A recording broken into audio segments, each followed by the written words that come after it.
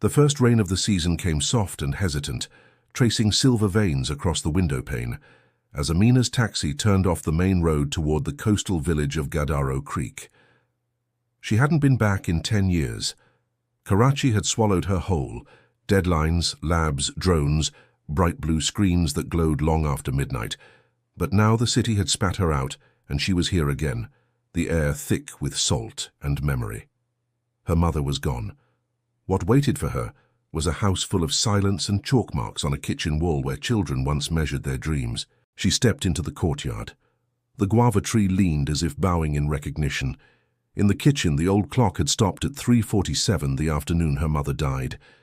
Amina turned it back to life with a trembling hand. Outside, thunder rolled. It sounded like the sea clearing its throat. By dusk, she walked barefoot toward the shore, sandals in hand, the rain warm on her skin. Beyond the dunes lay the mangroves, an ancient tangle of roots clutching the mud, like fingers refusing to let go. Her mother used to call them the lungs of the coast. Now the water smelled wrong, like metal instead of salt. At the edge of the creek sat an old woman wrapped in a faded indigo shawl. She tapped a rhythm on an upturned drum. "You're late," the woman said without turning. "For what?" Amina asked. "For the conversation your mother promised me." The woman faced her then, eyes sharp, smile small. "I'm Bibi Salma. Your mother said you'd come home when the water started coughing." Amina blinked. "Coughing? The creek is sick, child. The fish have forgotten how to sing." Bibi pointed her chin toward the mangroves. "You'll hear it soon enough." That night, Amina lay awake, listening. Between the hiss of rain and the sigh of the tide, she thought she heard a rasping breath. It came and went like something trying to remember how to live. The days that followed blurred between grief and curiosity. Amina began to visit Bibi at dawn, carrying tea and oranges. The old woman taught her things that had no place in a laboratory notebook: the way crabs carved messages before a storm, the taste of healthy mud, the silence that meant the river was angry. Amina wrote it all down anyway, filling pages with sketches and numbers. She also unpacked her past. Her laptop whirred on the table beside her mother's old kettle as she coded through humid nights. The drones she had once built for a power company, machines designed to read wind patterns, she reprogrammed to trace the creek's shifting tides. They rose from the yard like silver birds, cameras blinking, mapping the forest from above. One afternoon, the live feed showed a grey scar along the far bank, pipes snaking into the water, a dredger anchored where the mangroves once thickened. Amina zoomed in. The ship's name was painted over, but beneath the paint, she could read faint letters belonging to a quarrying firm, notorious for ignoring permits. That evening, she found Bibi waiting by the tide.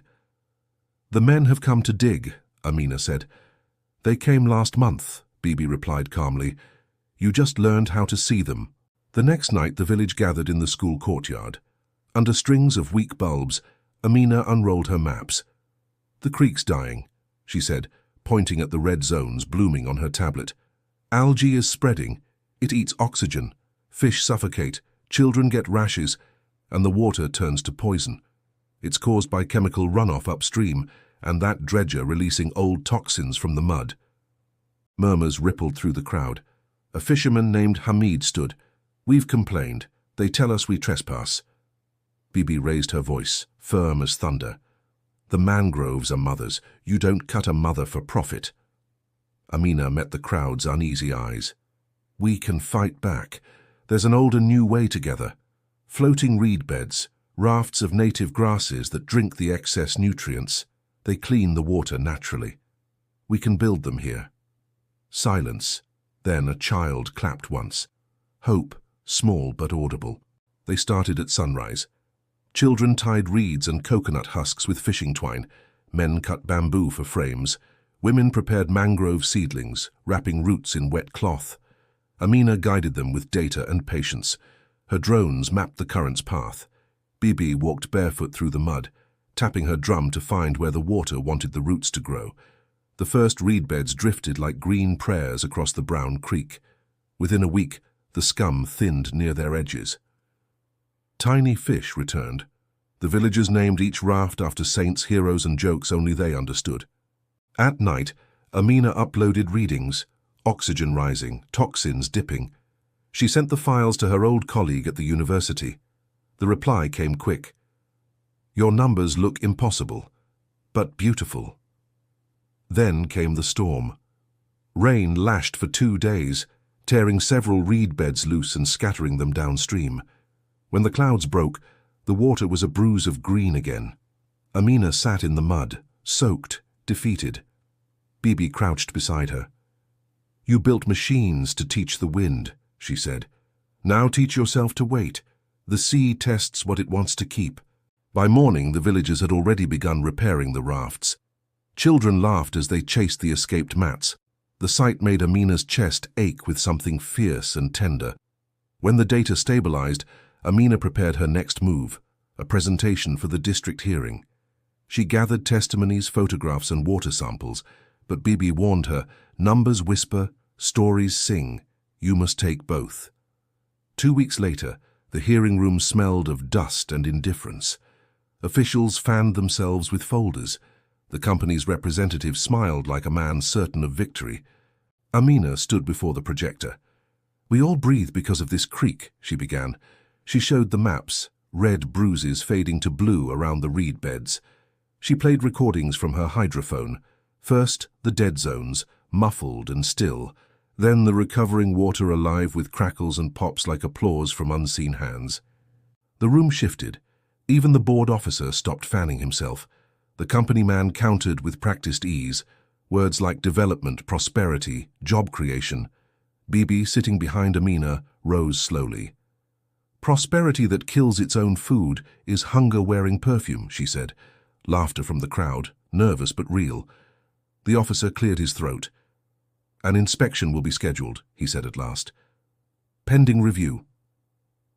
It wasn't victory, but it was a door cracked open. Amina didn't wait for bureaucracy.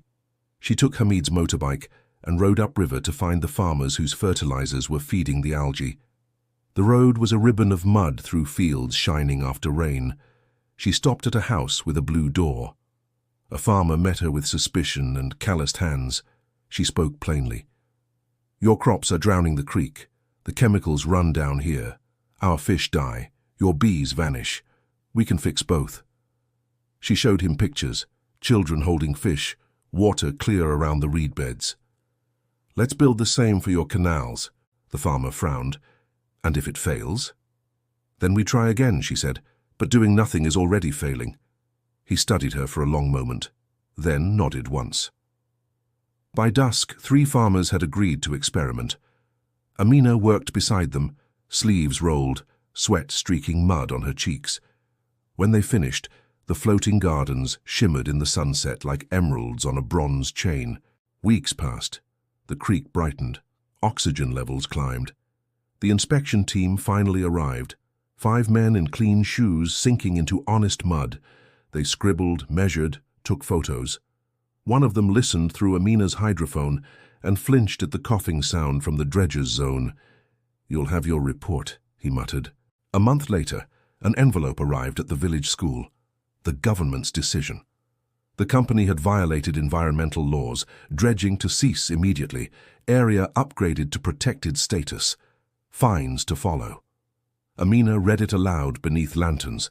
Cheers burst across the courtyard. Children danced, women wept, and the sea itself seemed to breathe easier. Bibi only smiled. The creek decided to keep you, she told Amina. Success brought its own restlessness. The university invited Amina to speak. She returned to Karachi, cleaned of salt, but not of purpose. In a lecture hall buzzing with students, she played the recordings, the creek's transformation from cough to song. We talk about innovation, she said, but sometimes progress means remembering what our grandmothers already knew. Applause thundered. Funding offers followed. Yet every night she found herself scrolling through village photos, children tending reed beds, Bibi's shawl flashing blue beside the tide. She went back for a visit 6 months later. The village greeted her like a festival. Fish markets brimmed again. The air smelled of brine and hope. Hamid, brought her a crab the size of his hand. It's singing again, he laughed. Bibi met her by the water. You taught the machines to listen. the old woman said. "Now teach others to listen too." Amina nodded.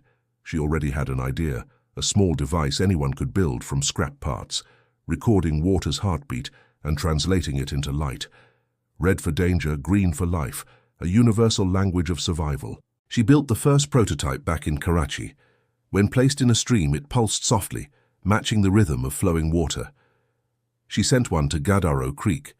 The villagers mounted it on a pole near the reed beds. At night, its green glow spread across the surface, and children said it looked like the moon had come down to rest. Soon other communities wrote to her, farmers, fishermen, teachers. They wanted to learn the method.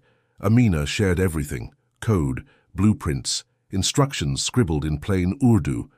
Within a year, hundreds of glowing lights blinked along rivers across the coast, tiny beacons proving that knowledge and nature could speak the same language again.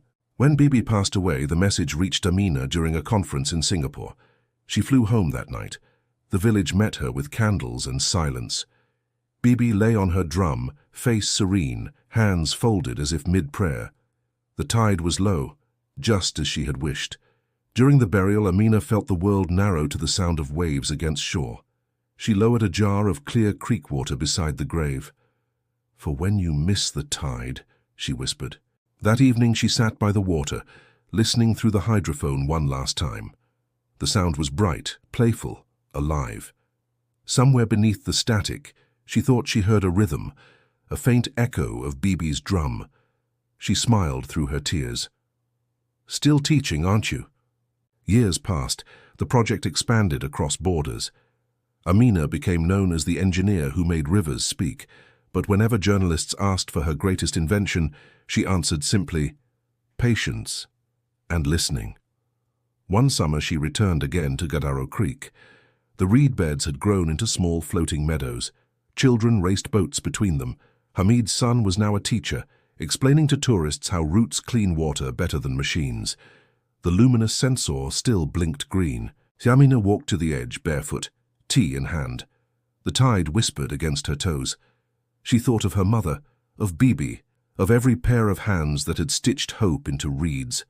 The camera of her mind pulled back, the mangroves stretching wide, sunlight breaking over silver water, a woman standing small but unafraid amid all that life. The world would keep rushing forward, new machines, new problems, but for now, here, balance had returned, and the creek, once dying, sang again. The morning after the ceremony, a warm haze hung over Gadaro Creek. Amina woke to the sound of laughter outside her mother's old window, children chasing each other along the path that led to the water. She poured tea, stepped into the courtyard, and looked at the sky washed clean by dawn. The world felt both smaller and infinite, like the beginning of something unseen. When she reached the creek, the tide was rising, the water clear enough to see roots weaving below the surface. The reed beds swayed gently. Each carried a small tag with a name written in chalk: Hope, Bibi, Patience, Song. They floated like living verses. Hamid waved from his boat. "Your lights still glow at night," he called. "Fishermen from across the bay follow them to find safe water." Amina smiled. "Then they're doing their job." She walked along the shore, watching tiny crabs scribble stories into wet sand. Every sound, the creak of boats, the slap of waves, the faint drone hum of her machines, carried harmony. Life had returned. Yet something deeper stirred in her. The creek was healed, but the world beyond it still coughed. That evening she opened her laptop in the small room that once belonged to her mother. The same table now held wires, circuits, and notebooks full of messy ideas. On the wall hung a photograph of Bibi, eyes half closed in laughter. "You said machines and roots make a better duet," Amina murmured. "Let's see if the world's ready to hear it." She began building again. This time not drones, but a network, a movement, a system that could let any community anywhere listen to their water.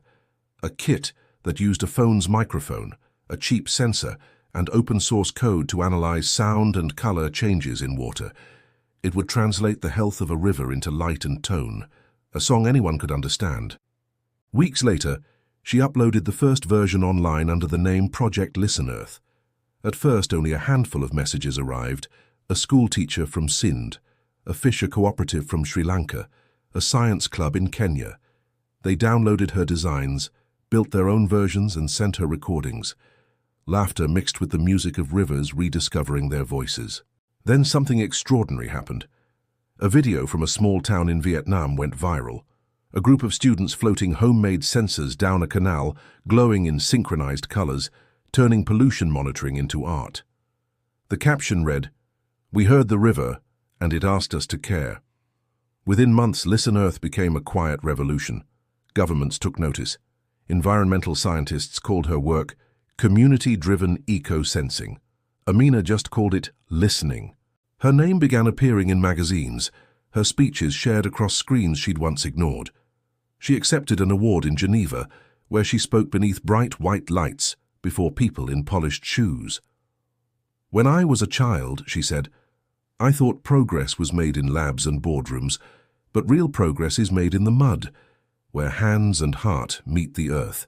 We built machines to measure wind, and they gave us numbers. But when we built machines to listen to water, they gave us stories. That's what changed everything." The crowd rose to its feet. Cameras flashed. But Amina's mind was thousands of miles away, back at Gadaro Creek, where an old drum still echoed in her heart. After Geneva, she returned home again. The flight descended over Karachi's coastline, sunlight glinting on the sea. The world was louder now, her inbox full, her calendar choked with requests.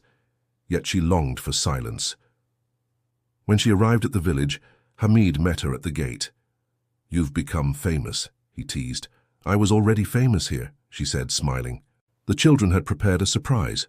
At dusk, they gathered by the water, each holding a paper lantern painted with drawings of mangroves, fish, and stars. As night fell, they released them into the tide. The lanterns drifted out, merging with the faint green glimmer of the sensors. It looked as if the sea had swallowed the sky. Amina's throat tightened. She whispered, "This is what listening looks like." Bibi's voice seemed to rise in the wind. "Bodies are just one kind of boat." The next morning she found herself walking inland along the narrow dirt road that wound toward the rice farms. The air smelled of wet earth and jasmine. She stopped at the farmhouse with the blue door. The farmer, older, thinner, but smiling, waved from his field. "The reed beds worked," he called. "My rice grows taller, the bees are back. You should see how the children count the frogs now." Amina laughed. "So you kept them?" "Of course. The water hums better now." She helped him pull weeds for an hour, her hands remembering the rhythm of soil. "We're starting a new pilot," she said, "connecting farms to the same network as the rivers. The system learns patterns, rainfall, nutrient balance, and warns before the algae blooms." The farmer wiped his forehead. "So even the mud will have a voice now." "Yes," she said softly. "Even the mud." Months passed.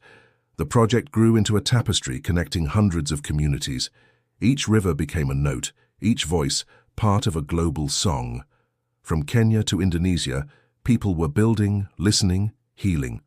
Then came an invitation from the United Nations, a global summit on sustainable innovation. They wanted Amina to present Listen Earth to world leaders. She hesitated. The idea of turning her work into spectacle made her uneasy, but Bibi's words returned. "You can't fight a tide with only your eyes." So she went. The stage was vast, lit like sunrise. Behind her, a massive screen displayed the network, dots of color pulsing across continents. Amina stepped to the microphone. "We often ask, how can technology save the world?" she began. "Maybe that's the wrong question. Maybe technology shouldn't save. It should serve. Machines can measure, but only humans can care. My grandmother taught me that wisdom is not lost, only waiting to be remembered. This project isn't about data. It's about returning to something older than fear, the courage to listen." Then she cued a video. The hall darkened. From the speakers came a slow ripple, recordings of rivers from around the world stitched together into one continuous breath. The screen showed faces, children, farmers, elders, smiling as their waters glowed. When the final image appeared, Bibi sitting on her drum, eyes closed, the hall was silent except for the steady sound of flowing water. When the lights rose, there were tears, applause, and something quieter, conviction. That day, several nations pledged to fund community-led water restoration programs based on her model. For the first time, policy and tradition shook hands. Back in Gadaro Creek, news traveled faster than the tide. The village held another celebration, smaller but warmer. Hamid placed a garland around Amina's neck.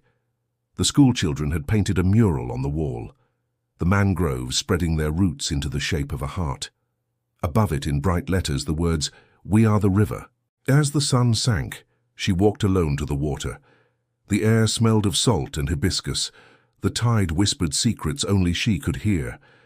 She sat on the same drum Bibi had used, the wood worn smooth by time, and closed her eyes. In the distance, she heard laughter. A new generation of children chasing crabs, planting reeds, learning the language of tide. She smiled. "This is what it means to leave something behind," she whispered. "Not statues or screens, but people who remember how to listen." She looked out at the horizon where the sea met the darkening sky. The water glowed faintly green from the sensors, a living constellation. Above it, stars began to appear. For a moment, she couldn't tell where one world ended and the other began. Years later, Amina's name became legend in coastal towns. People told stories of the young engineer who spoke to the sea, who turned grief into a network of light.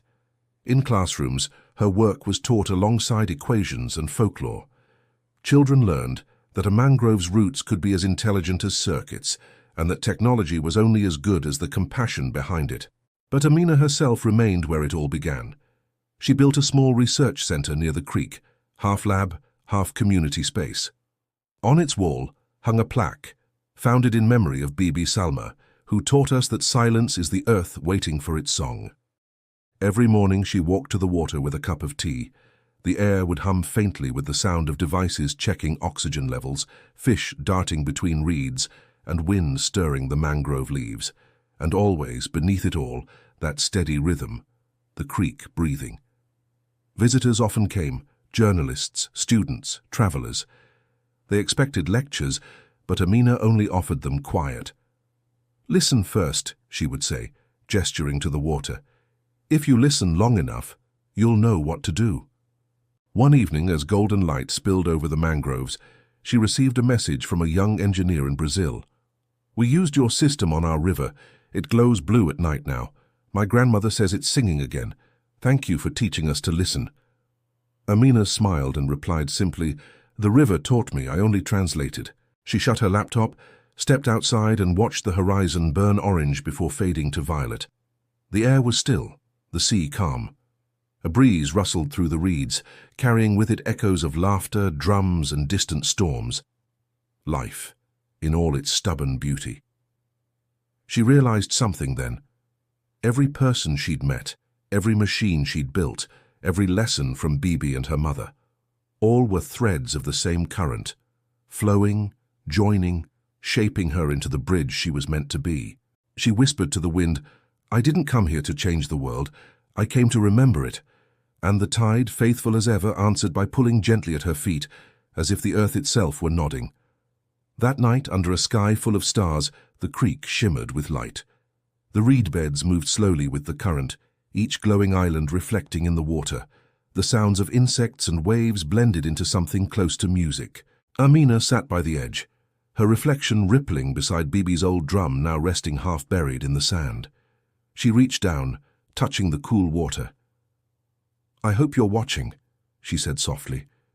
"We did it." The camera of her life would pull back one final time, the frame widening to reveal the endless web of glowing rivers around the world, pulsing in rhythm with the heart of the planet. Over the sound of wind and waves, her voice would narrate the closing words. Sometimes healing doesn't begin in hospitals or labs. It begins in places forgotten by progress, in mud, in memory, in hands that refuse to give up. Because the earth doesn't need us to speak for it. It just needs us to listen.